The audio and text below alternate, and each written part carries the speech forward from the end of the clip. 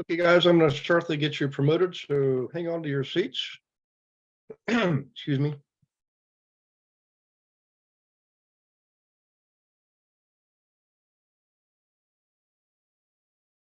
Chris, welcome aboard. Get you promoted to panelist here, and then we'll start to move forward here. Chris Widener there, so we got right after Chris Widener was Chris Wilson. Chris Wilson, good to see you, buddy. Hi, Gary. Hey, Andre, how are you? Doing great. How you doing, buddy? Gina. Awesome. Gina, I'm going to get you promoted to co-host here. Hey, Gary, how's it going? Going really well. How about yourself? The process is starting to roll. I had to re-give them some documents that I already gave them before, so they're going to issue that clearance letter shortly. Yeah, you know, it's funny. I got your text today, and reminded me I forget what year. Oh, I think maybe it was my freshman year in college, and I applied for a tiny little student loan just to help make sure I got through the end of the semester. And I went to the financial aid office because it hadn't showed up. And the lady, she looked at me, she said, "Why don't you go home and check all your mess in your room?" And I was like, "Oh." So I went back. Of course, I didn't have it because I didn't have a mess in my room. I went back and I said, actually, I called my mom. So, "Mom, do you have any copy of the paperwork, anything?" You know, because back then, you know, moms did everything for us, right? So, yeah, sure did. Turns out the lady had it in her pile of mess on her desk, you know? Oh, wow. Yeah. Gary, Yeah. Isn't that funny? can you make me co-host so I can already take did. care of cleaning up your mess in your room? I think I already did. I did promote you, co-host. I can't do anything Really? yet. Again, babe. Okay, hang on. Let me try it again. Let's see. Okay. You know what may have happened? The list of people jumps around, and I bet I accidentally promoted someone else to co-host. So All right, I got it. I'm on it. there you go. Chris Widener, we got a few more minutes here before people get in. But Chris Patterson, I'm glad that they finally discovered your file. Yeah, I actually found some of the Georgia the panelists, and I Googled them and found their emails and shot them an email. So maybe that probably sped it up. You're going to do well in this business, man. Yeah. Right, guys? Sometimes you got to play detective and take the bull by the horns, you know? So, okay. Hey, guys, we got a great guest tonight. Chris Widener's on. Interviewed him on our podcast a few months back. And, you know, it's all about mindset. And I mean that literally and figuratively. And that's what Chris is going to talk to us about. He's got a lot of real world experience and some pretty impressive credentials too. So this is definitely one you want to, you know, listen, you know, make sure everything's off, phones, everything other than your computer. But this is one you want to pay attention to. I know when I had him on, I had to take a minute just to decompress, and because I knew as soon as he started talking, this was one of the guys you want to listen to. So Chris, now that I pumped you up pretty good there, welcome aboard, man. Awesome. Thanks for having me. I appreciate it. Yep. Hey, is there this is our team, but also we do have guests on from other brokerages. You know, could be, you know, Caldwell Banker, Remax, KW. You know, we're the team's all in EXP, but sometimes we have a guest on who's an investor or two. But it's a pretty diverse crowd. We're all over the country, 36 states strong now, and even a little bit up in Canada. So in any case, I appreciate you being on board. If you want to, it's an engaging crowd. These guys, they'll definitely ask you questions. So Gina and I and Andre will kind of monitor things a little bit. But do you like taking questions as they come, or do you prefer to have natural breaks and then we kind of do a bunch at a time? Or what's your favorite approach? Doesn't really matter to me. If we want to take some breaks after some of my key points, we can do that and do some Q&A, and then I'll wrap up and tell them a little bit about what we're offering to some of the agents, and we can go from there. Okay. Now, do you need to be co-host too? Do you have anything to show, like a PowerPoint, anything you want to share screen share wise? I have a 2-minute video I'd like to show, if that's okay with you. Okay. Toward the end. Okay. Long as I can share my screen, that'd be great. Yep. Well, just took care of that. So whenever you're ready. And if you want to, go ahead and take her away at 7:05. So we give everybody the proverbial 5-minute window of opportunity. And then we'll have some latecomers too. But take her away, and I'll let me know if you need anything. I'll be here taking notes myself. Great. Okay. Sounds good. Well, thanks a lot. Normally, in fact, I did this in Maui at Brent Gove's last week. We were in Maui and he had me speak there. And he gave me my glowing introduction, 23 books, 14 languages, 3 million copies in print, 2,500 speeches all over the world, and 500 in particularly the network marketing kind of world and the affiliate marketing kind of world, and personally mentored by Jim Rohn, television show with Zig Ziglar, et cetera, et cetera, et cetera. And I always think it's kind of funny because I got up there right after he gave me this introduction. There's maybe 200 or 300 people in the room. And I said, wow, that big introduction. Let me ask you a question. How many of you never heard of me before? And every hand went up. And I said, wow, I thought I was more famous than that. And, I'll tell you kind of a funny story about that. That actually was a Jim Rohn shtick. Those of you who know Jim Rohn, ROHN, legendary in the business world and the speaking world, gave Tony Robbins his first job. Tony's first job was going door to door selling Jim Rohn seminars. And when I was working with Jim toward the end of his life, I spent the last 7 years of Jim's life working with him. He did that at a seminar, and I said, Jim, you can't use that anymore. Nobody raises their hand. You're done. It's mine now. And so now I do that. So I've had a pretty great career, and yet at the same time, I realize that I'm always new to new people. So I appreciate you having me on, Gary, and with your team and all your guests. And I want to talk to you a little bit about some of the content from one of my books. It's probably my 4th best-selling book, but it's what I've done about the last 1,000 speeches on. Came out in 2008, probably. And it still sells relatively well. And it's called The Art of Influence. Now, I write these little books. If any of you are Penn Blanchard fans, you'll know what I'm talking about. They are 20,000 words, and they are usually fictional parables. They're like a Patrick Lencioni book, only shorter and easier to get through. I call them one-leg books. You can read them on one leg of a 2-leg airplane trip. Right? If you're trying to make a connection in Dallas, you can read it before you're in Dallas, and then you can take your secondary trip. So The Art of Influence is also a story. It's about a young man who graduates from Kellogg School of Management at Northwestern University, and he's the first kid to even go to college in his family, let alone graduate with an MBA, and they're having a backyard barbecue with him. And his grandmother from South Dakota shows up. He doesn't know his grandma very much or very well. And she hands him a little envelope. And he figures it's what we all get when our grandmother hands us a little envelope for a gift. You probably all know what I'm talking about. If you were like me, you always got $5. Didn't matter if it was your birthday or Christmas or, whatever, your grandmother always gave you $5. Maybe it's gone up for younger people now, but I always got $5. So he's figuring it's going to be a little bit of cash from his grandmother. And instead it's a letter. And the letter says, as his gift for graduating was he got to spend a week with Bobby Gold. Now, Bobby Gold is a fictional character, but Bobby Gold I think he's the 8th richest man in the world at the time. And he looks at his grandmother like she must be going senile. And he says, what are you talking about? I don't get it.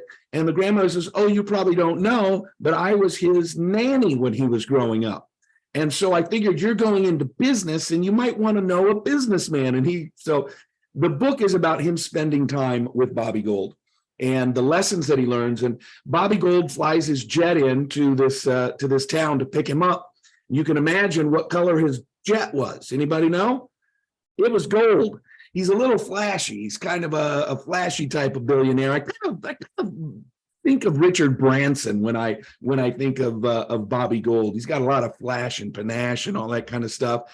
And he says to this young man, Marcus, he says, Marcus, you graduated from one of the best business schools in America. And that means you know business, but it means that you know the science of business. And what I'm going to teach you this week is the art of business. And the art of business is really the art of influence. How do you influence people? Now, in my speeches, I always mention another book. Many of you have probably read it. If not, I always recommend that you buy this book as sort of a bookend of the book that I'm talking about, The Art of Influence. How many of you ever read the book Influence, the Psychology of Persuasion by Robert Cialdini? Anybody read that Yep. book? One of the best. I truly believe it's one of the 10 best business books available. But it's very scientific. And yet, even though it's scientific and it's research-based, it is really entertaining and fascinating, some of these research projects that they do, that they draw the information from. So you have the science of business, the science of influence. Art of influence is what we would probably call soft skills. It's people skills. And what I really believe is that how we relate to people determines the vast majority of our success in life, whether it's financial success or relational success or job success or whatever it is, because ultimately we don't do business with math, we do business with people. We don't do business with, with an Excel spreadsheet. We utilize an Excel spreadsheet. We do business with people. So it's all about understanding how to interact with people.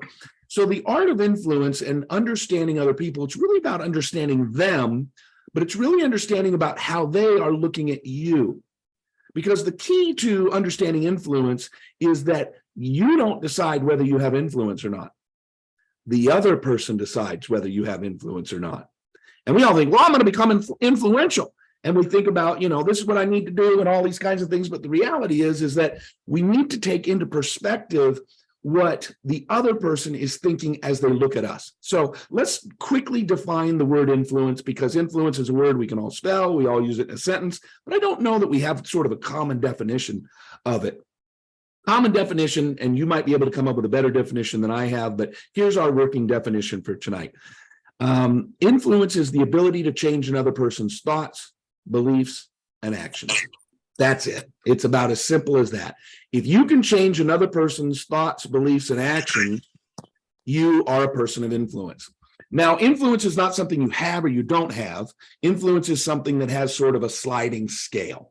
So you can have different levels of influence. For example, almost all of you, if you got out of your car and you're walking into a store or something and you saw me and I'm dressed okay and my hair's in place and I don't look like I'm going to rob you, and I said, hey, I really hate to bother you about this, but I forgot my wallet and I have to pay for something. It's $5. Would you be willing to give me $5? Imagine almost all of you would kind of give me a look and go, it doesn't look like he's going to go smoke crack with it. So yeah, here's $5. In fact, I did this at a Buc-ee's the other day. A woman came up to me and I was pumping gas. She comes up and says, excuse me, sir, excuse me. And she was probably 65, 70. And she said, I left my credit card at home. I'm here to do something with her daughter and her granddaughter. She said, I forgot my credit card at home. Would you be willing to help me with some gas? Well, the first thing I did was I looked at her and I looked at her car. It wasn't, a Rolls or a Bentley or anything, but it wasn't, an old junker. She obviously had money. She was obviously taking care of herself. I pulled a 20 out and I handed it to her. And I said, God bless you. Have a great day. Happy to help. Didn't get her number. Don't expect the money back. But she had enough influence with me to get $20 out of me. Now, if she'd have walked up to me, or if I walked up to you and I said, hey, you look like a nice guy, or you look like a nice gal, would you want to give me $10,000? I do not have that kind of influence with you. So that's sort of depth of influence. There's two ways to look at influence: the depth of influence that we have with people and the breadth of influence that we have with people. And the breadth of influence is how many people we influence. And we have world influencers. The world influencers are the Nelson Mandelas, the Mother Teresas, the people who have influence worldwide. And then you have national influencers. We could all name our influencers, politicians and business people and those. But here's the funny thing. There are people who are revered in their countries. I mean, revered. And we have no idea who they are in the United States. Pick the country in Africa or Asia or someplace, name their most revered leader, and I never heard of them. So it's more regionalized. Then we have, for example, United States, we have influencers in our states, down to our local communities, down to the Little League coach.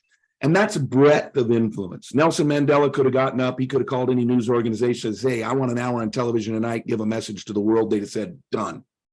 You know, your local T-ball coach calls up NBC. He's not even getting on the local affiliate to tell anybody anything. So you have breadth of influence, you have depth of influence.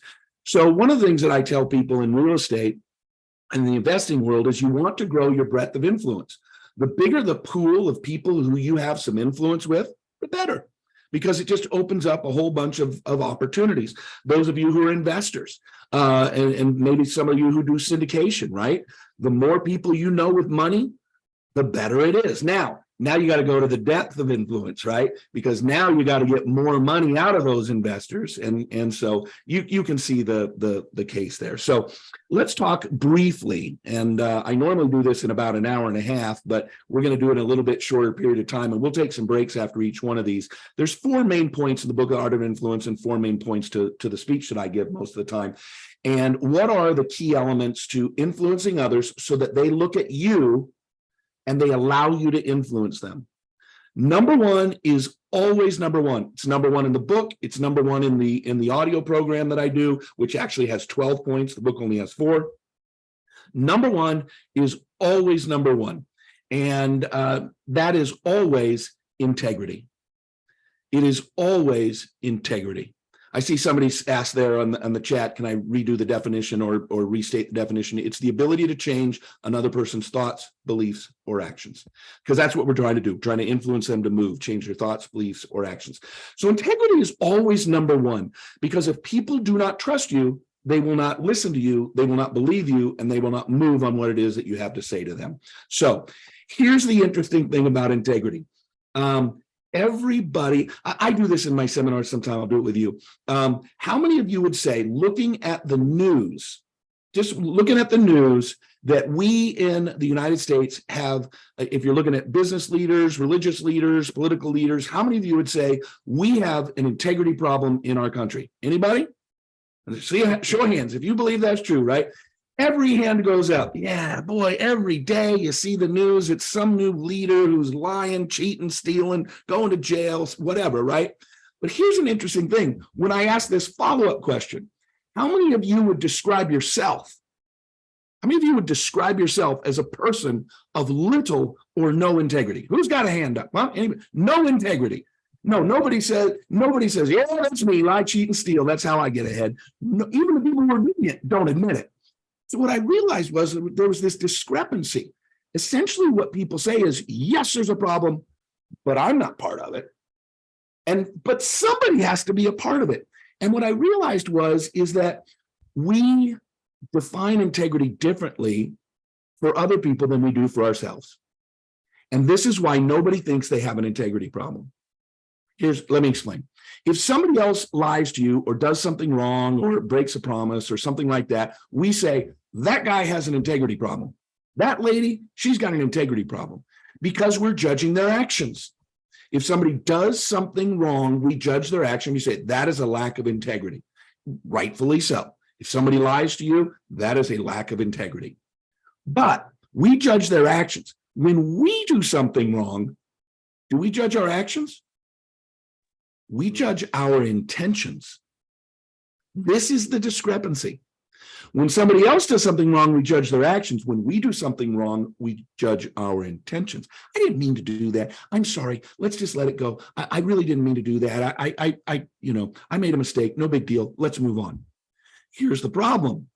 The other person looking at you is not judging your intentions. They're judging your actions. So this is that discrepancy. We need to sort of flip things around, and we need to understand how other people are looking at us. This is why if somebody tells a little lie, not even to you, let's say you're driving down the road, you're in the passenger seat, the guy in the next door, says to you, phone call comes in and he says, I forgot to mail that pack. Yeah. He looks in the back. Yeah, the package is in the back. Just tell him that it went out yesterday. It'll be there soon. Okay. Now you just saw him lie to somebody on the phone because the package in the back. You heard him tell him, oh, it's in the back. I forgot to say it. Tell him it went out yesterday. It'll be there soon. He didn't lie to you, but now you know he's capable of lying. So if you're an employee and the next time you come in for your quarterly review and you say, hey, you've been promising me a raise for the last 3 quarters.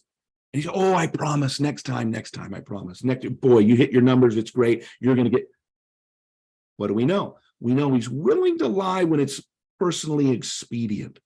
And so what I always challenge people to do is really take a look in the mirror. I do this a lot in my speeches. I hold up the mirror, look in the mirror, because I don't know you. I'm probably not going to, most of you will probably not spend a ton of time with, get to know you, those kinds of things. So I won't know to what degree you have integrity or whatever, but you know you. And you know that you want to be successful in business and in life, and that people hold integrity as the bedrock of whether they're going to do business. Nobody goes, I'm going to find a cheater and do business with him. Nobody. Find somebody who will steal my money. I'm going to find somebody to invest my money with, and I hope they disappear, right? Nobody goes looking for it, but we're all looking for somebody who is doing something great and they have a lot of integrity. Now, here's an interesting thing, and then we can take some questions, or if you comments, questions, whatever, it'd be great.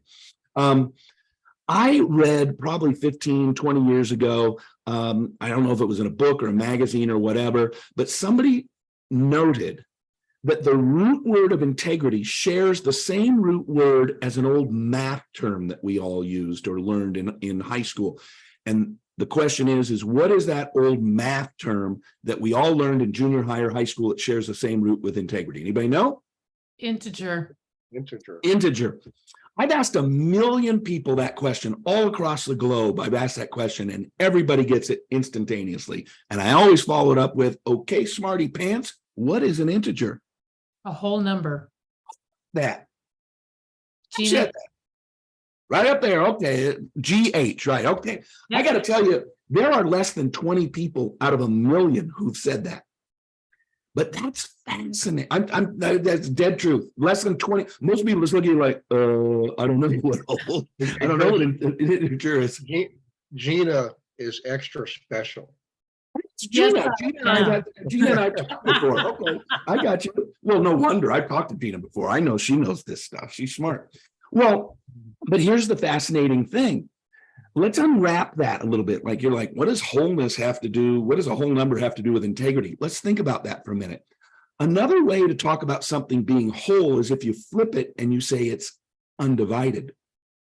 Something that is whole is undivided. Now imagine it, if you would, a circle. Now that's a whole circle, no divisions. But now imagine you draw a line in there, and I can't do it because I only have 2 hands, but imagine you have a line in there. Now you have 2 pieces. It no longer, by definition, has integrity.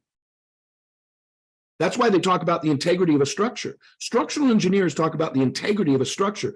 What usually will lead to the brokenness of the integrity of a structure? A crack. So when you go into a big building, you're not looking for a crack. You don't walk into a skyscraper and the first thing you do is looking for a crack on the floor to make sure you can enter into the structure. But I guarantee you this, I don't know how often these engineers go into these big skyscrapers. Maybe it's twice a year, maybe it's 4 times a year, maybe it's once a month. They're looking for cracks. And here's why. Because a little crack left unchecked becomes a big crack. And I always say this about Enron. You know, those guys didn't just walk in one day and go, we got $400 million in an account over here. Let's rip it off. I mean, maybe they said that, but that wasn't the first time they did it. I guarantee you. Most people start out by little tiny things. They break their integrity and they get little cracks in their integrity in their structure. I think those guys at Enron, I like to believe that they started out in the mailroom and one day their wife called them up and said, hey, would you be willing to drop that mail off? You got to remember to mail those checks today. And he looks at the envelopes. They don't have any stamps. He looks at his side of his desk. There's a bunch of company stamps and he picks up 10 stamps, puts them on his thing, never reimburse them. He stole the stamps. Now, most of you go, that's a big deal. $3, $4. But that's how it starts. The small crack is how it starts. Because then that guy goes on to be a traveling salesman. He's gone for a couple of weeks and his wife doesn't like the fact that he's gone. And so he's checking out of his hotel. He's finally going home. He walks into the gift store to pick up a bottle of water and he sees a little gift there and it's $59 or something like that. And he goes, I should really take my wife a little gift. And he goes into his wallet to grab a card and he goes, well, I am on a business trip. My wife wouldn't be mad at me if the company didn't send me away for 2 weeks at a time. And instead of pulling out his personal card, he pulls out his business card, swipes it. That's how you go. You start with $3, you go to $59, you go to $100,000. Next thing you know, you're going, $400 million in an account. Let's rip it off, because you just let that crack go further and further. And I'll end with this on the crack stories. Next time you get into an airplane and you're out and you're taxiing out to the runway, look down at the runway. Cracks everywhere, but all those cracks are filled because the engineers of the runway at your big international airport know that if you don't fix those cracks become big cracks, then they become potholes, then they become, because you get all that weight just pounding on those runways and it hurts the integrity.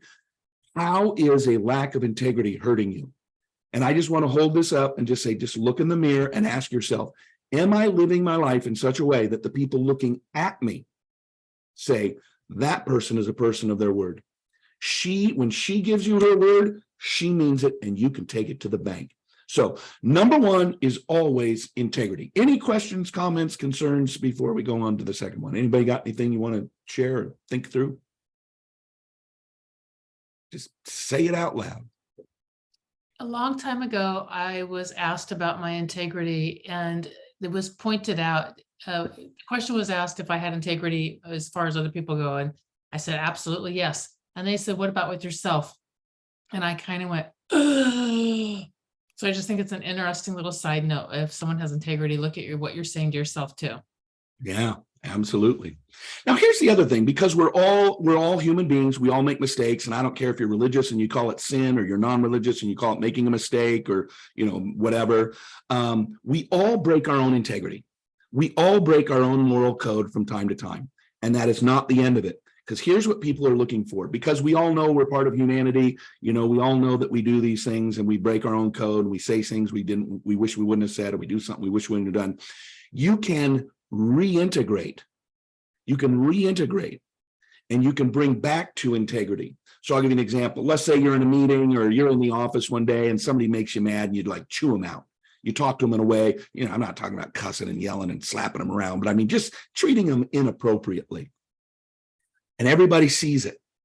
Now, the next time you have that team meeting, you need to stand up and address it.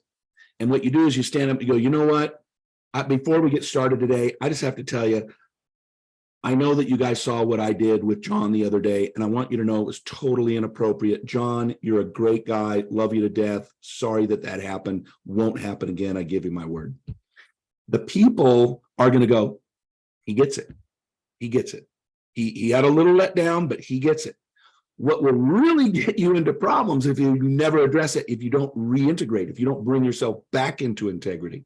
If that chunk falls off and you're yelling at somebody, you got to bring it back in and get back into alignment and integrity. If you do that, people will see it and they'll go, he's not perfect. But when he makes a mistake, he always brings himself back into integrity. So, all right, good. Anybody else before we move on? No? All right, second one. Second one is always optimism. It's always optimism.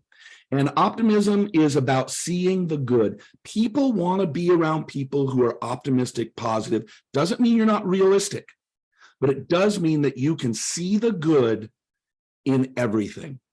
You can see what good can come out of everything. And I always use the woman who started MAD, Mothers Against Drunk Driver. I cannot imagine a single thing worse than losing a child. I've been very fortunate, got 6 kids, 5 grandkids, never lost a child, never even had miscarriages in our family. And I tell you, I'm appreciative, I'm grateful. I can't even imagine the pain that would happen if you lose a child. And I'm sure that she still to this day experiences that pain. But you know what she said? I'm going to do something about it. I'm going to take that tremendous loss and I'm going to turn it into something good that's going to help. Now, it's hard to measure who, decided not to drive because of some lesson they did, because it happens in driveways and bar parking lots all the time and we don't get to see it. But I'd like to believe that millions of lives have been saved because somebody made the decision to not get in their car and drive. because of some message they heard because of the funding and the promotion and the message of Mothers Against Drunk Drivers. What can we do to be a positive light in every situation that we find ourselves in? And, you know, Zig Ziglar, who I had a TV show with, he always used to say, you know, these people that brighten a room when they walk in. You ever heard that term? Oh, wow, she really brightens a room when she walks in. You know, you go, what? The party's kind of going along and it's nice and it's okay. And all of a sudden the door swings open and in walks Susie. And she goes, I'm here. And you go, what? Susie's here. And all of a sudden the party just moves up a little bit, right? She just brightened the room when she walked in. Well, here's the truth. You can brighten a room when you walk in, or you can brighten a room when you walk out. Think about that one for a minute.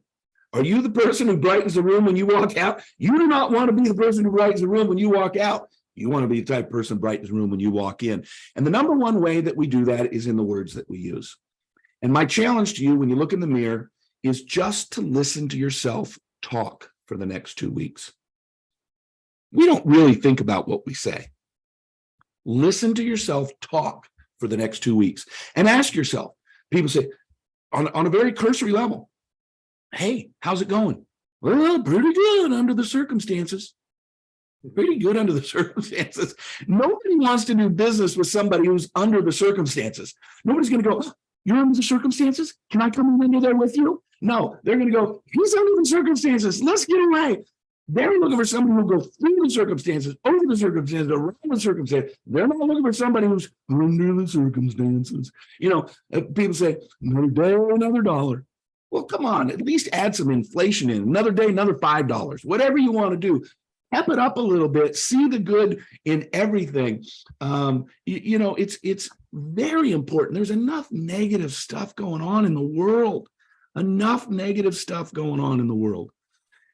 We need to be the types of people who brighten that room when we walk in. We need to see the good. Don't complain about the weather. Don't complain about the economy. Don't complain. We got so many Debbie Downers walking around. We should. I thought it was funny. You know the old the button that you got at not Office Depot, Staples, and you press it and it goes. That was easy. I want to get one of those that just goes. Wah, wah. So if somebody's there and they just say something, you just hit the button. It goes. Wah, wah. They go, what's that for? You're a downer. You're Debbie Downer. Everything has a negative connotation to it. And here's what I found. When I ask people, are you an optimist or a pessimist? Almost everybody says they're an optimist. But there are a few pessimists who think they're optimists, and they need to become optimists rather than pessimists. And I'll give you an example, because I know some of you are thinking, well, Chris, am neither an optimist nor a pessimist. No, I'm a realist. Well, you know, you can be a realist, but you are also either an optimist or a pessimist. I'll give you an example. Super Bowl yesterday. Let's talk about a football game. Coach comes in, you're down 21-0. That coach can say, guys, we're down 21-0. That is a statement of reality. He is a realist. 21-0. Now, one coach says, you guys stink. You're horrible. You missed your passes. You missed your blocks. You missed your tackles. I don't even know why we're going to go out in the field anymore. We're going to get beat in the second half. You guys are terrible. I'm sick of being your coach. That's a pessimist. He's a realist and a pessimist. The other coach comes in and says, guys, we're getting our hind ends handed to us out there. It's 21-0. Realist. But you're the better team. I know it. I'm with you guys every single day. I see how hard you work in practice. You are the better team. They beat us by 21 points in the first half. We're going to beat them by 22 points or more in the second half. We've got to hit our blocks. We got to hit our tackles. We got to catch those balls. We got to make those passes. And we're going to go out. We're going to be victorious at the end of the second half. One's a realist who's a pessimist. The other's a realist who's an optimist. How can you choose to see the good in every situation? So I want to challenge you to listen to yourself talk for the next 2 weeks. All right. Any questions, thoughts, comments, or concerns on optimism? Anybody got a problem with that? Anybody recognize that in themselves or in society in general?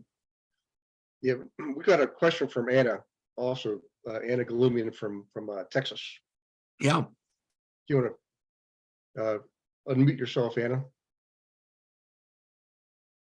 Let's see. Let me hit the ask to unmute button. Oops. I already hit that. Okay.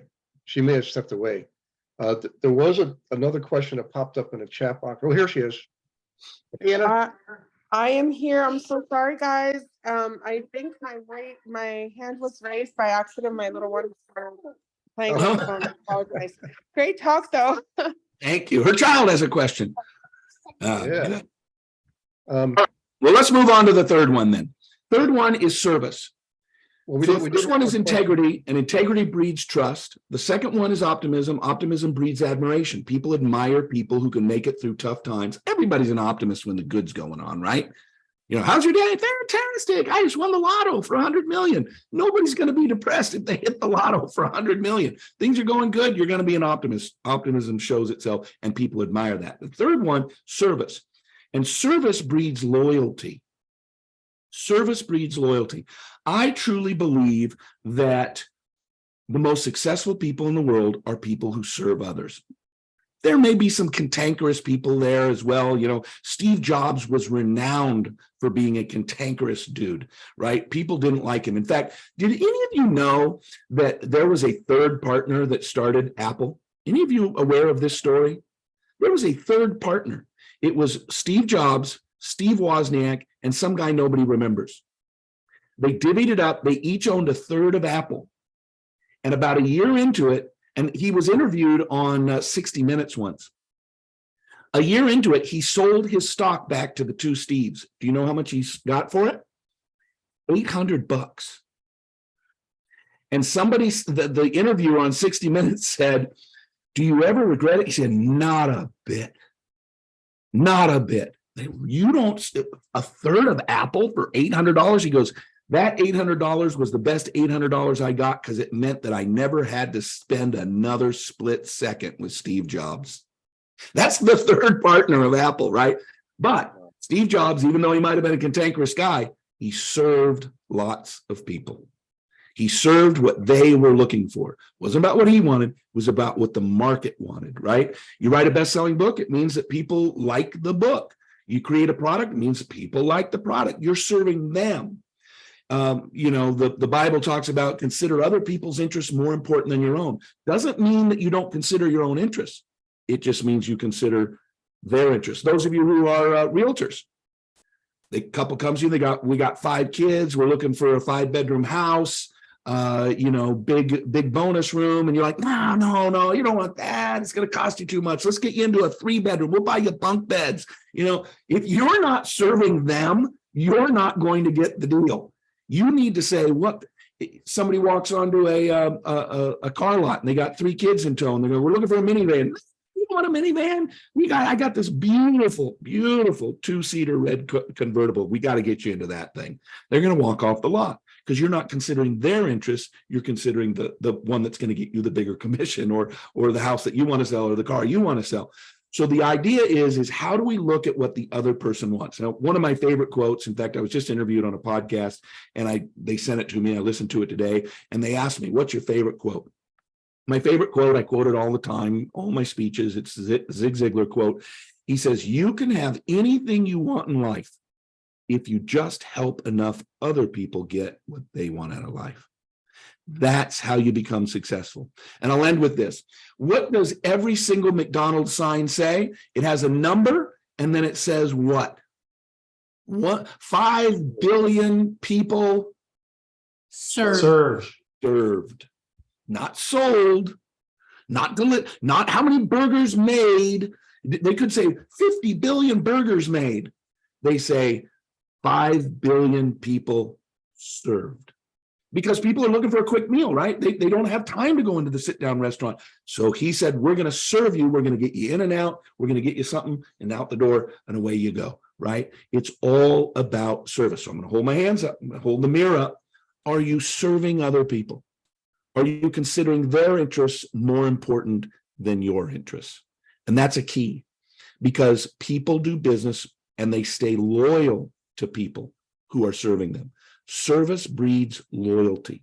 You want loyalty, whether it's from an investor or from home buyers or whatever it is that you do, you need to let them know that you consider their interests more important than your own interests. Yes, I consider my interests, but I will place you above me. I will make sure that I serve you, and they will give you all the business you will ever need and all the business you will ever handle. All right. Anybody want to talk a little bit about service before we go to the fourth and last one? We did have a question, by the way, going back. Oh, on the last one. Okay, let's cover it. Let's see if I can find this here. Hang on one second. Liz Corellis, what's Yep. the fine line between optimism and idealism? There is a fine line. That's a great question. I don't think I've ever had that question. I think idealism is something that's most likely not able to happen, right? If, and this is an extreme example, but let's say that a high school team is now playing the Kansas City Chiefs, just for some reason, right? That coach comes in and goes, guys, we're down 81-0. It's halftime. But I'll tell you what, you get back out there and work hard, we can win this game.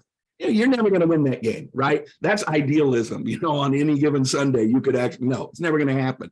So I think it's that. I think it's probably reality. It's probably potential, whatever word you want to use. I think that that's probably it. It has to also be based in, you know, my mother used to say to me this all the time. It's one of my favorite quotes. If I heard it once, I heard it 1,000 times. I would say, could something like this happen? And she would, or, you know, I'd ask her a question like that. She'd say, it's possible, but not very probable. My mother used to say that to me all the time. It's possible, but not very probable. And that's probably the difference between optimism and idealism. Idealism is possible, but not very probable. So good. Anybody else on those three before we wrap it up with the last one? So The last one, yeah, go ahead. Positivity and service. Yep. Integrity, positivity, and service. Last one, excellence. The last one is excellence. And excellence attracts other people because they respect excellence. So I'm going to hold the mirror up and I'm going to ask you to look, and you know, you want to write these down and give yourself some thought and some reflection as we move forward after the call. 5 or 6 different areas. Intellectually, do you strive for excellence?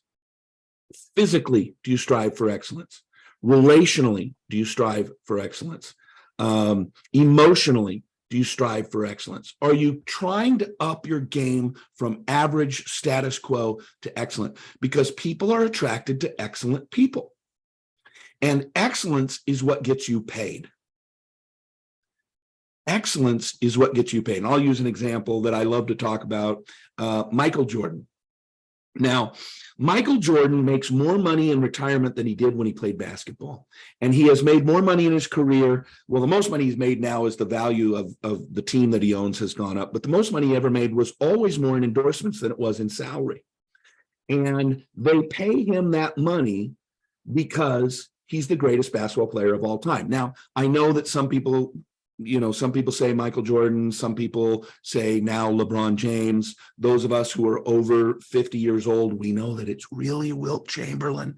But in the young kids, they don't even know Wilt Chamberlain, right? So they just go, oh, it's MJ or it's LeBron. It's really Wilt Chamberlain. We all know that. But anyway, they pay him the money because he's the greatest basketball player of all time.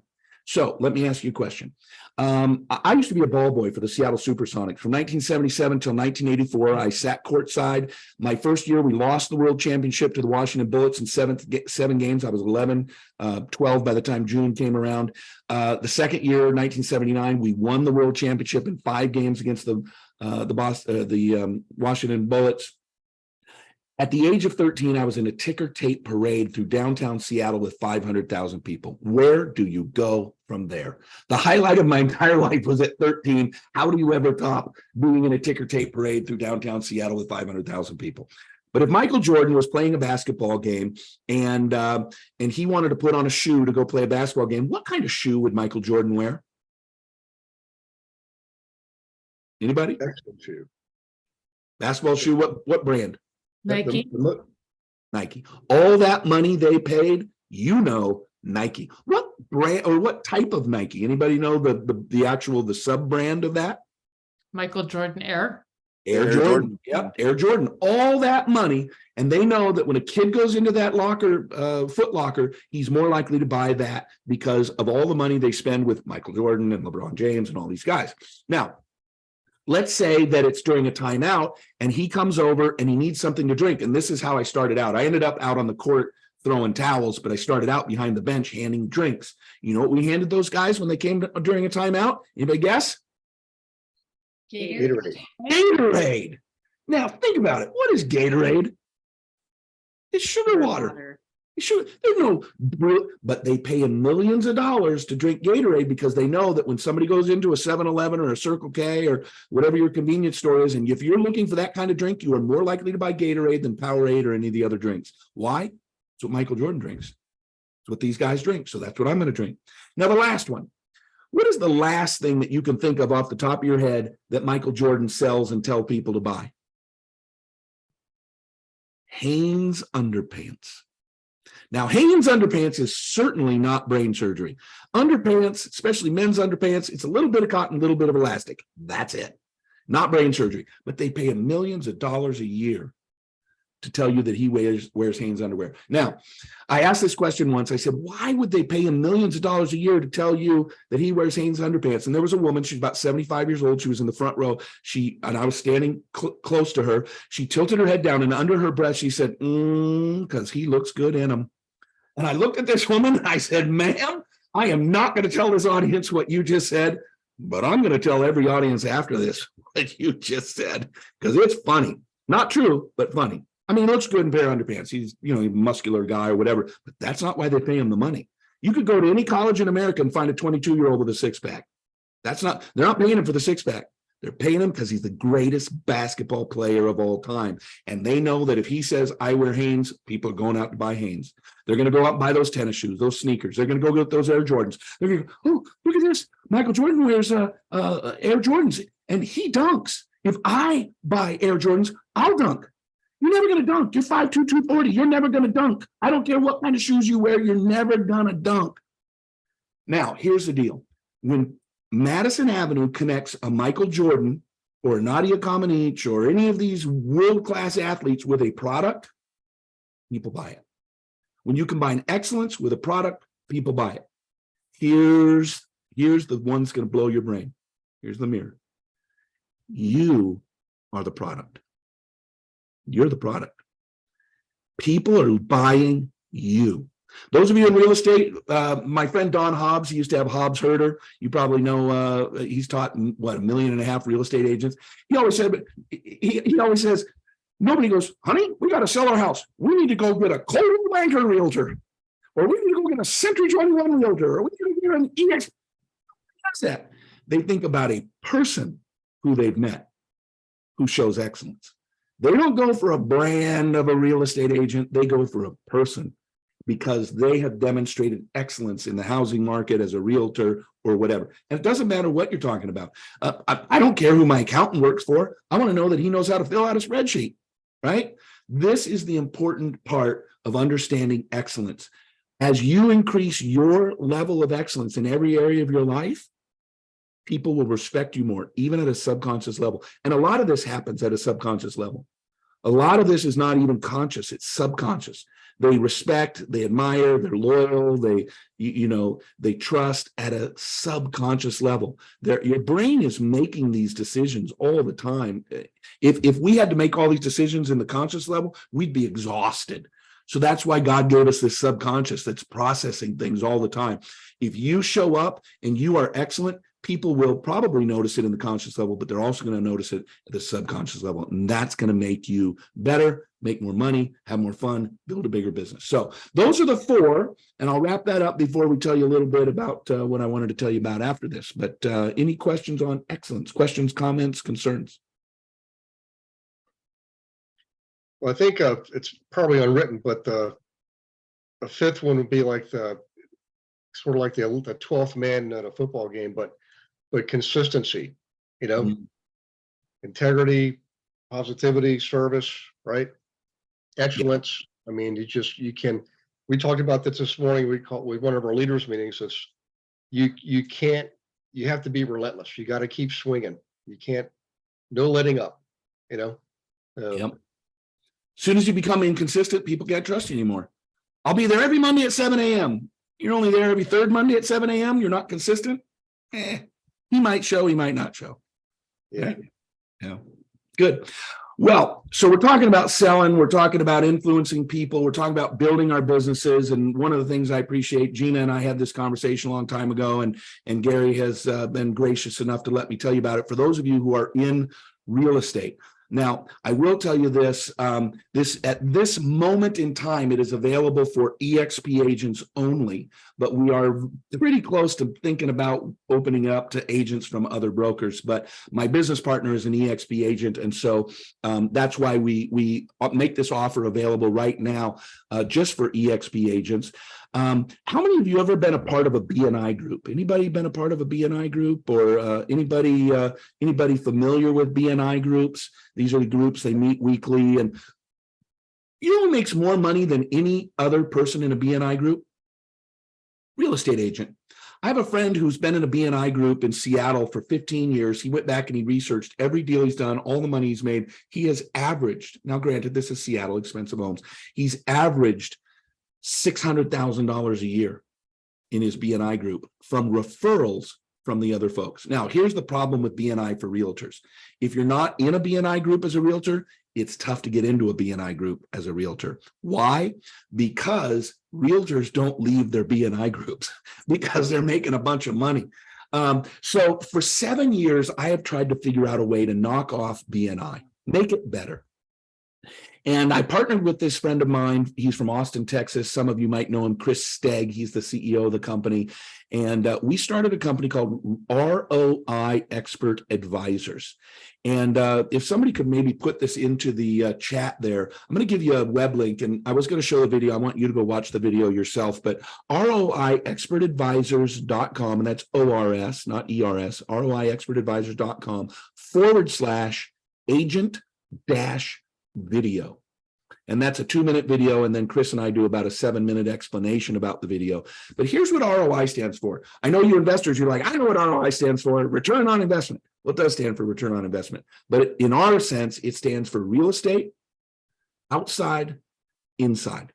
We took the concept of BNI, which is a proven concept. They have, I think, 12,000 groups, and they passed almost $2 billion worth of referrals in the last year.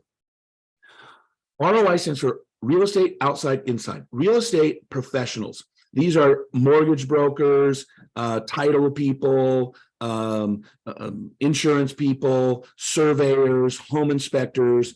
O stands for outside the home. These are people who work outside the home, gutters, landscapers, driveway guys, window people, anybody who works to service the outside of home. I, of course, stands for inside the home. You're already ahead of me. You know what it means. Electricians, plumbers, painters, those kinds of folks. We've identified 33 professions that are either involved in the home sale transaction or they work on homes. We have taken a BNI style weekly meeting and we give it to the real estate agent. The real estate agent will never pay us a due. We do not make our money on monthly dues from the real estate agent. You are our partner. We make our money off of the dollar amount that is paid to belong to the group that you are the leader, the hub, the catalyst for. And so they pay us $50 a month, or they pay us $500 a year if they want to save 2 months. At the end of year one, we reduce it because of loyalty to $40 a month going forward as long as they're in the group. And we started this about 4 months ago, and we are in 32 cities now, I believe. We picked up another about another 7 or 8 cities in Maui last week from folks at Brent Gove's retreat in Maui, because people understand, real estate agents understand the power of this deal. So there's a guy named Nick DeVito, and Nick is out of Chagrin Falls, Ohio, I believe it's called. Anybody heard of Chagrin Falls? Yeah. Chagrin Falls.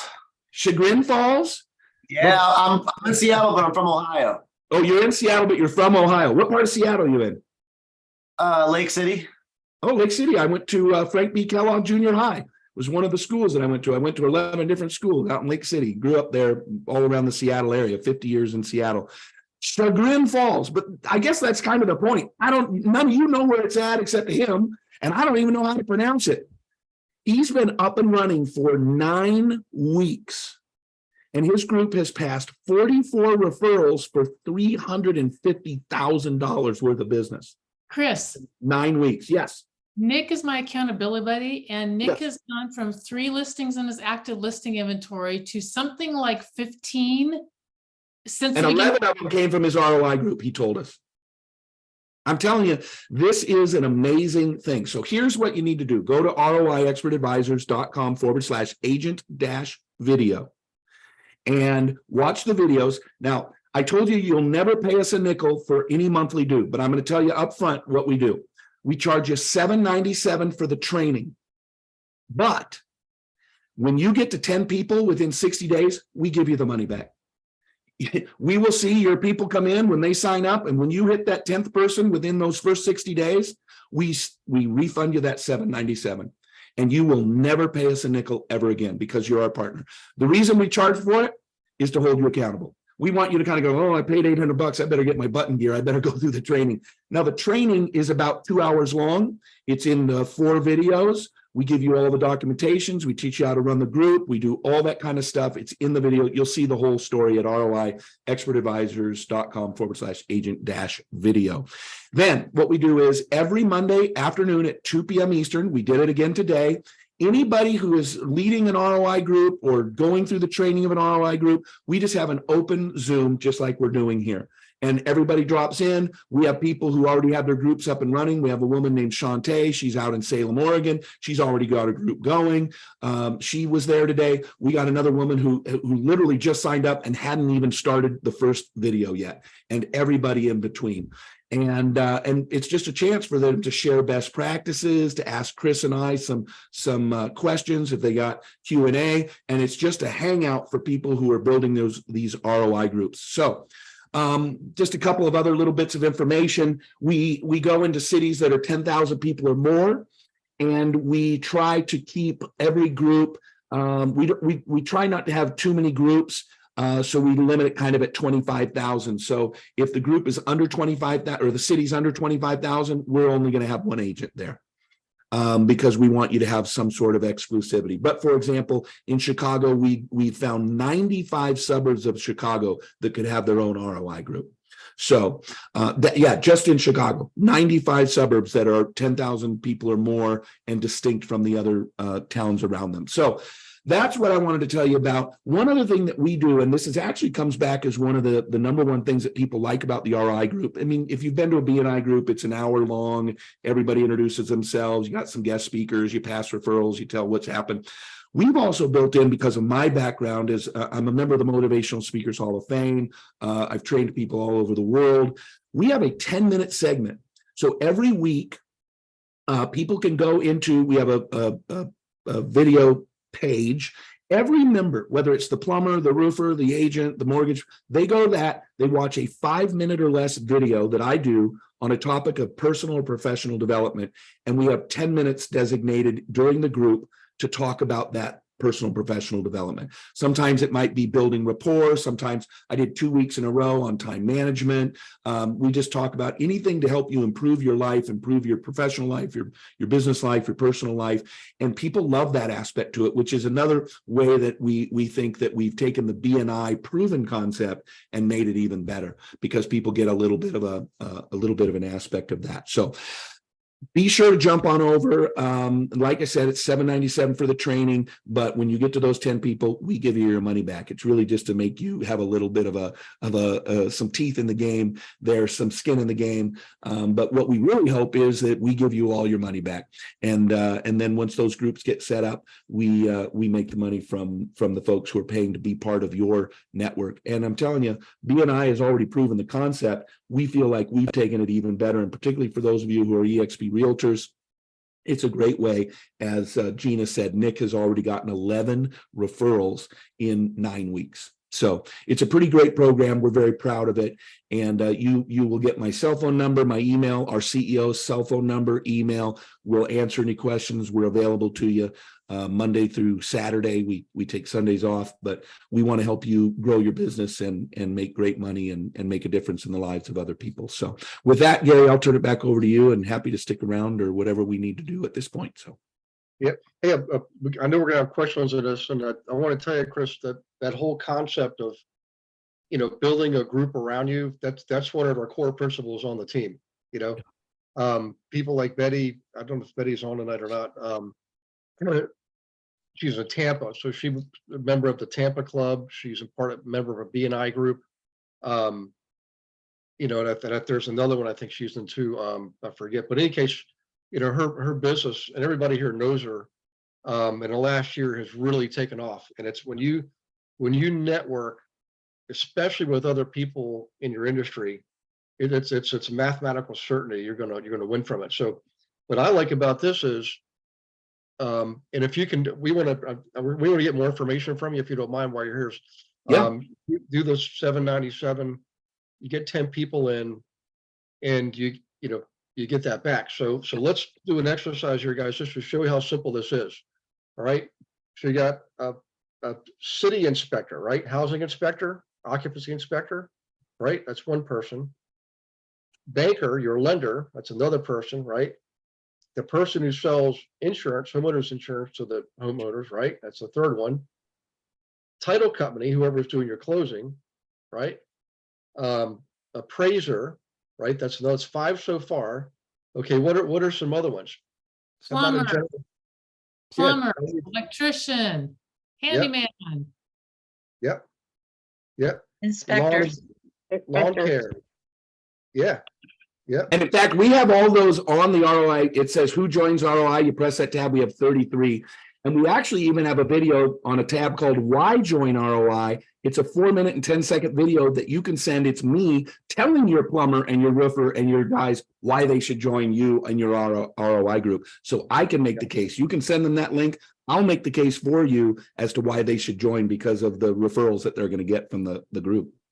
Well, one thing, if you would mind, Chris, a little bit more. So that's what I was going to ask you is, you mentioned training earlier on. Is it weekly for an hour? Or kind of give us the rundown on the. Actually, the training is now all automated. So the training is done by video. So as soon as they pay, you'll get an email. It's going to have all the information in it. It's going to give you the link to the training page. All 4 videos are there, all the downloadable documents that you need. And I'll kind of give you a little key thing. The very first video is about starting your group and getting your group up and running. And we give you 1 or 2 pieces of homework, and that's it per video. And I'll tell you what the first piece of homework is. Pick a day, a time, and a place. That's it. That's all you're going to do before you watch the second video. Pick a day, time, and place. We typically tell people Tuesday, Wednesday, or Thursday because Mondays are often holidays and Fridays are usually let's get out of town a day early. And so we tell people typically it's Tuesday, Wednesday, or Thursday. We have groups meeting at 7 in the morning. We have groups meeting at lunch. We have one group that meets after work. So, but you pick a day, time, and place. We have people meeting in their mortgage lender's office. We have people meeting in churches. We have people meeting in libraries. We have people meeting in Regis because EXP, you know, when you're an EXP agent, you have that membership with Regis. My favorite, we have 2 cities where one of them is in a Lexus dealership. The guy goes, I've got this big training room. You guys can have it. And then another person said, well, I know a guy who owns a Volkswagen dealership, went to him. They're meeting in a Volkswagen delership. And if you think about it, it's really brilliant. That Lexus guy, he's going to have 20 to 30 professionals walking through his showroom 50 times a year. He's going to make 75 grand just by opening those because nobody's meeting in his training room anyway at 7:30 in the morning. Right. Hey, Karen, you still there? Looks like Karen's got her hand raised for a question. Yes, I do. A couple of things.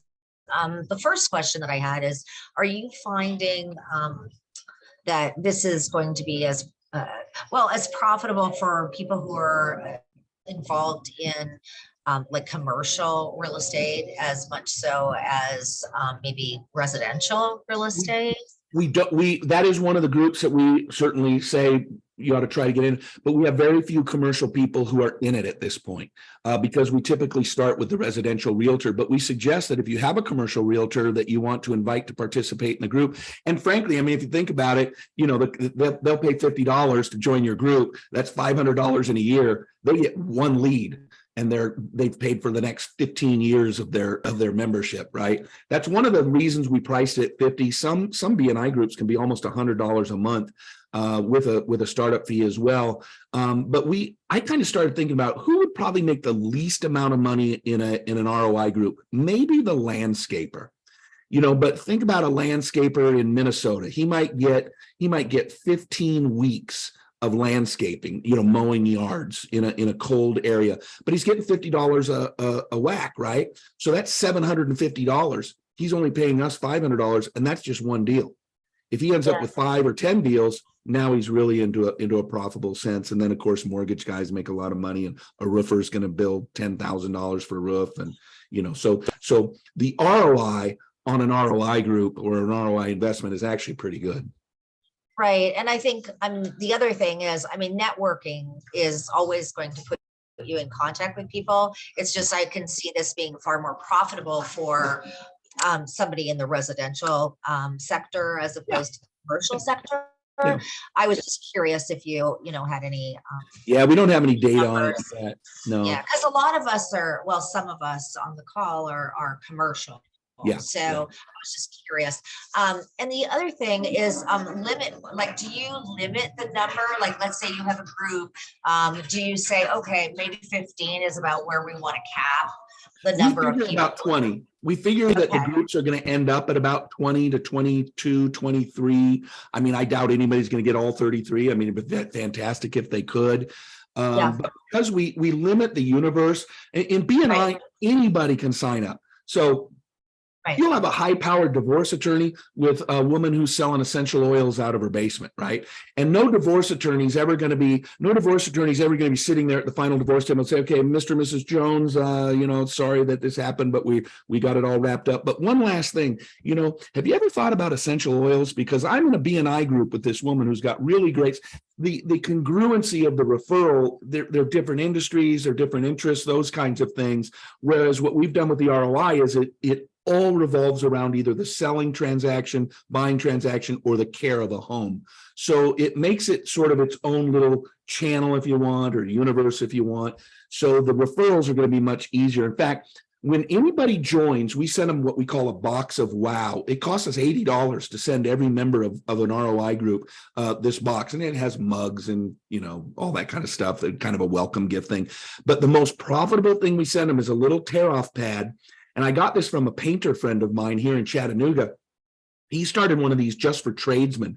And what they did was, and what we tell people is when, let's say you're the landscaper, you walk in, you're in the kitchen, you're with Mrs. Jones, you're collecting your check, and you tear this sheet off and you put it on her thing. You say, hey, would you do me a favor? Would you take 30 seconds and just scan this? And it's all 33 of those professions with a little checkbox. Would you just scan this real quick? Give me 30 seconds and just think, in the next 90 days, are there any of these other professions that you might be thinking about using? And Mrs. Jones says, oh, actually, the toilet upstairs is running. Yeah, I'm going to need a plumber. And oh, the kitchen, the garage needs painting. Yeah, I need a painter. And she might check 2 or 3 of those things and then hands it back to the landscaper. What does he do? He goes back to his ROI group and says, hey, painter, hey, electrician, hey, plumber, this Mrs. Jones, who I cut her yard every week, she needs you, and that referral goes out. So we facilitate the referral with an actual referral sheet. It only takes 30 seconds to just kind of go down those 33, check, hand the sheet back, and out the door you go with 3 referrals. I like it. Yeah. Brilliant. No, go ahead, Gene. I'm sorry. Just a comment. That is brilliant. Yeah. Well, I got to tell you, it's a guy. His name is Brandon, and he runs. I think it's called the Painters Academy or something. He just did a deal here in Chattanooga. I think he had 400 or 500 painters from all across the country coming to learn how to run a profitable business. He gave me that idea. It's not my idea, but literally the split second he gave me that idea, I'm like, we're gonna institute that. Yeah. Yeah. Hey, now do you, like BNI, do you limit like each industry that's represented, each trade limit to 1 person per trade? Got it. One person, yeah. So 1 plumber, 1 electrician. Because the idea is if you have 2 electricians who are paying you $50 to be a referral partner, and then you need an electrician to refer, he's paying me 50 and he's paying me 50, but I can only give 1 referral. So now here's a question that comes up for realtors. Oftentimes, we're supposed to give multiple referrals. So the question has come up, well, can we give 3 referrals? What happens if, we want to give 3? Here's what we tell people. Listen, they say, hey, do you have an electrician? Yes, I do. I have an electrician.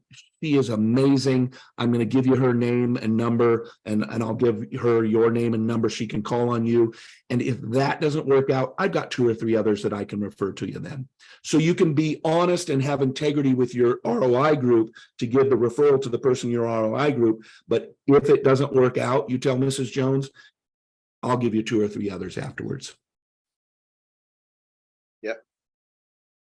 Hey, just to show hands, who hears the tinglings going on in your head, like if this is starting to make sense?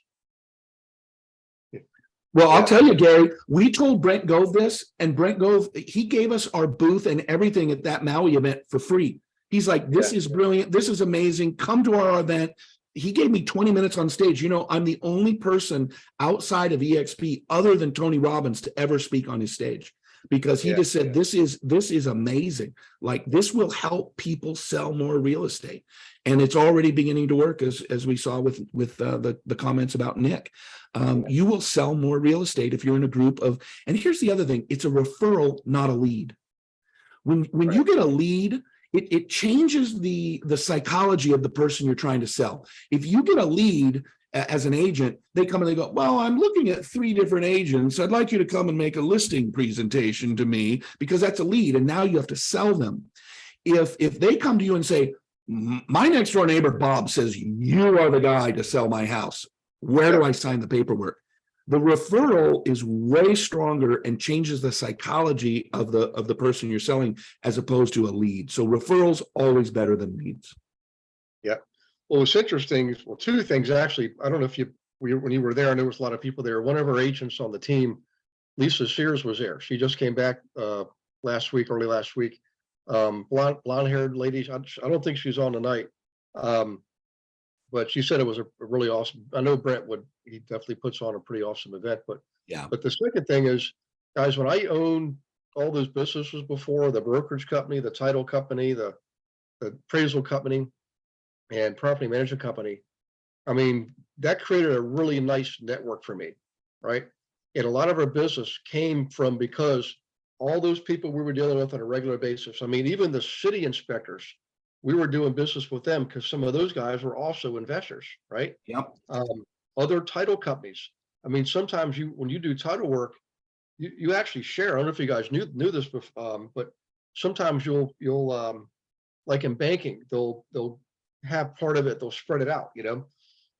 So we got business there. When I sold my title business, I already knew who I was going to give it to. Well, I guess I did give it to him because he got a good deal out of it. But I already worked with him. I already knew he was going to get that business. You know, I knew he was going to get the property management business. You know, your network, the people, you ever heard of saying your net worth is directly related to your network? Yep. I mean, and some of you know me quite a long time, and you probably gathered the fact that I just know a lot of people, and it's not because I'm the best networker. I've just been doing it for a long time, and I've always made a habit of always getting information from, collecting contact information and always following up. Hey, so glad that I met you. Here's the book I was talking about. You can get on Amazon, that kind of stuff, and start those relationships. Today, the podcast that I have started, I don't know how many, 3 years ago. For the first 12, maybe probably more than that, 20 or 20 some odd podcasts were all people I personally knew from a group called GoBundance and other groups that I was in, mastermind groups. The system that we use to communicate with you, other than KV Core, is called Infusionsoft. Sorry, now it's called Keep. All right, they had a mastermind there, entrepreneurs mastermind, 1,500 people. Right, a lot of those people that you've heard speak in class and on podcasts came from that group. The guy that did Land Voice, remember him, Christoph, came because I had lunch with him and the owner and the president of the company at that annual event for the mastermind group. So I'm just telling you, if you're looking to boost your business, and I'm looking under every rock right now, guys, if you notice, everything I'm giving your way, bigger pockets, all the stuff with Zillow or Realtor.com and homes, the latter two coming soon,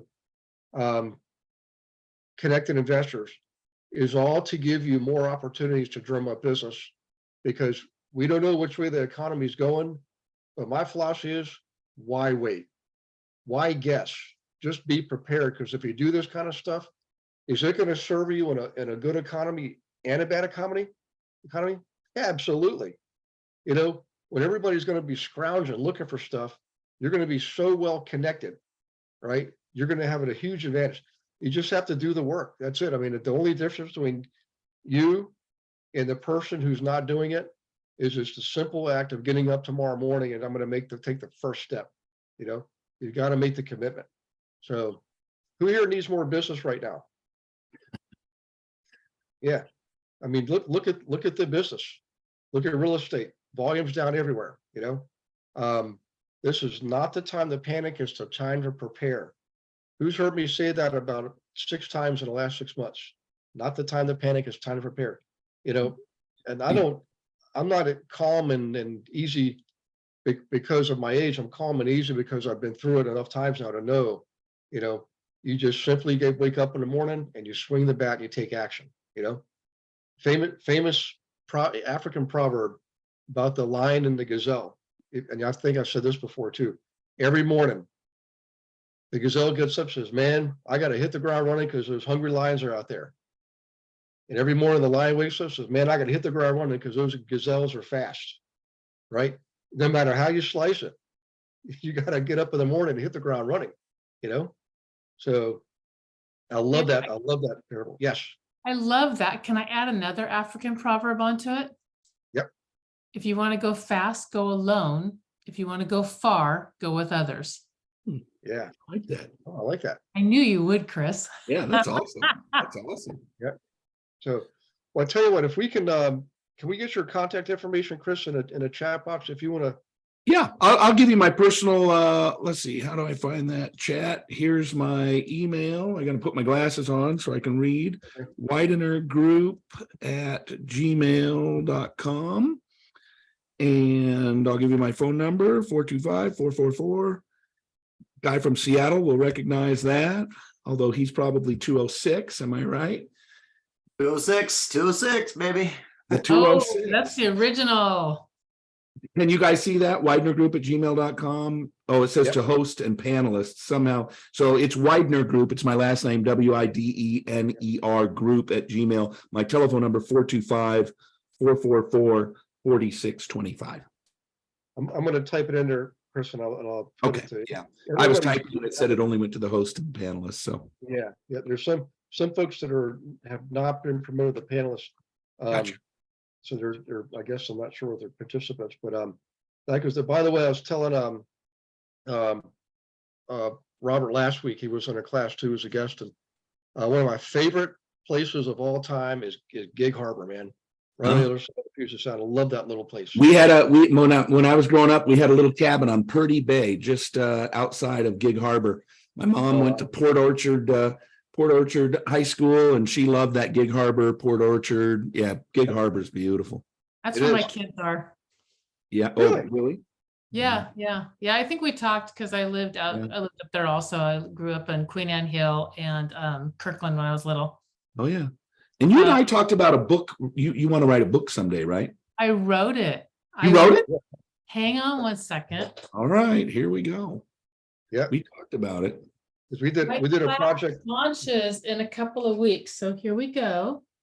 Success of self. Yep. Identity. We hit it off. Gina and I did. We talked for about an hour about Oh my this God, concept, this awesome. concept of identity. And I'll tell you, I'm 50. I'll be 57 in April. I've given 2,500 speeches all over the world. I've written 23 books. And I'll tell you, I wish I'd have started thinking about this concept 30 years ago, because it is at the core of your success. Whoever you believe yourself to be will determine what you will become and what you'll do. I mean, I'm telling you, it is, I believe right now for a few years, I was thinking about self-awareness, and self-awareness leads to this whole concept of identity. If you think that you're a poor person, you will be a poor person. If you think you're a fat person, you'll be a fat person. People can win the lotto for $2 million and it's gone in a few years because they're a poor person. And your subconscious says, well, you got way too much money in the bank. You're a poor person. We got to get rid of some of this money. Well, if you're a fat person, if you tell yourself you're a fat person and you lose 50 pounds, you look in the mirror and your subconscious goes, whoa, what are you doing so skinny, fat person? We need to bulk you back up again, which is why people get some money and they lose it, and people lose the weight and they gain it all back. I really believe that. So congratulations, Tina. That's fantastic. Thank you. Thank you very Zig much. Ziglar had a great story about that. And if you guys, if you ever get a chance, if you don't read anymore, get the recording of Zig Ziglar Goals, Goals. And in there, he talks about the story of him losing a few pounds and standing in front of a window of a men's clothing store. And it was for the first time he saw himself as a thin person, even though he wasn't thin yet. And I'm telling you, but by the way, I wanted to give you this real quick background, Chris. So last year, the team, we did a project where we wrote a book that I wrote part of it, and 8 other team members, many of them are on tonight, wrote another chapter. And one of the intentions was for me to get them to see that they could write, because anybody can. I mean, would you agree? Anybody can write. Everybody's got a story. And even if you can't write, there's a guy called an editor who can fix it all for you. And for those guys. But Gina is the first one that I'm aware of who's gone on to actually write her own book. I want everybody to do it. I'm telling you, it'll help you express yourself in a really profound way, and leave a legacy for everybody. Well, and I'll tell you this, Gary, I tell realtors all the time, every single one of you should write a book. I don't even care if it's 10,000 words and it's more of a pamphlet, like just a thick cardstock pamphlet, because when they're trying to choose a realtor, they're going to choose the one who wrote the book, 7 Things You Need to Think About Before You Sell Your Home. They're going to, well, that person's the authority. 7 things you need to think about before you buy your home. I read that book. Those 7 things. I'm telling you, when they go and they ask what are the most respected professions, author is almost always near the top at number 1. They figure, well, if you wrote a book, he literally wrote the book on it, right? It's a saying. He wrote the book on this. Well, just getting something like that out there is something that you can hand out, and it creates a sense of authority for you. I think everybody, insurance people ought to write books. I think most professionals should write a book so that they can put that perception into the minds of the market that they're the expert in that area. Yeah. I know we're going to get short on time here. I want to go back to the very beginning, guys. And when Chris did the exercise on integrity, and I keep this in my planner every day. You can't really see that. Okay, sorry. What it is, it's Proverbs 3:1. And I say this a lot, Chris. I tell people, I'm not really here to preach to you. Who thinks I'm actually here to preach to you?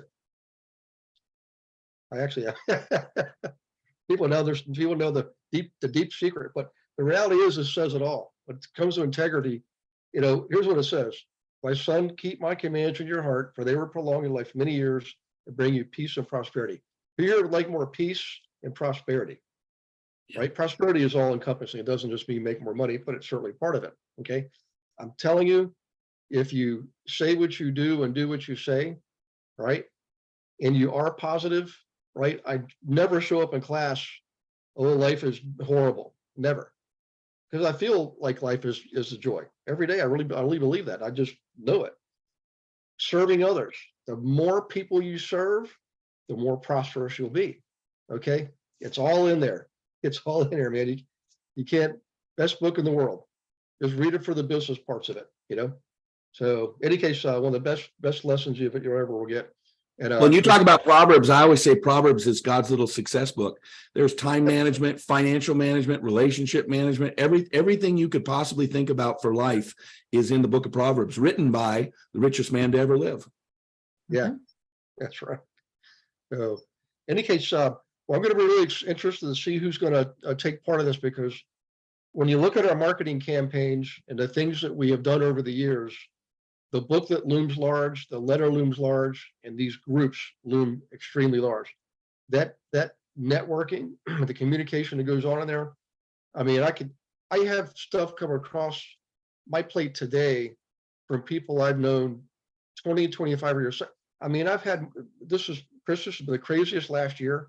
I've had at least 4 people approach me that I haven't seen in 10 or more years. They're old clients of mine. I moved on, started a whole new life, and let the past stay in the past.